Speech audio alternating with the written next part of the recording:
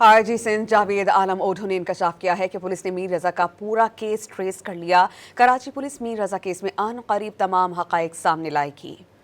Police ने बहुत मेहनत की है और पूरा केस ट्रेस कर दिया है। जी सर। इसकी प्रेस कॉन्फ्रेंस कराची पुलिस अनकरीब करेगी, आपको सब फैक्ट्स बताएगी इस वक्त।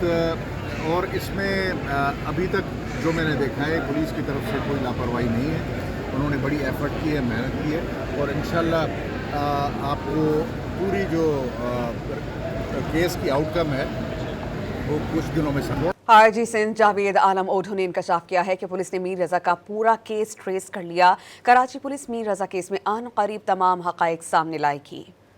पुलिस ने बहुत मेहनत की है और पूरा केस ट्रेस कर दिया है। जी सर। इसकी प्रेस कॉन्फ्रेंस कराची पुलिस अनकरीब करेगी, आपको सब फैक्ट्स बताएगी इस वक्त। और इसमें अभी तक जो मैंने देखा है पुलिस की तरफ से कोई लापरवाही नहीं है। उन्होंने बड़ी एफर्ट की है, मेहनत की है और इंशाल्लाह आपको पूरी जो केस की आउटकम है वो कुछ दिनों में समझ।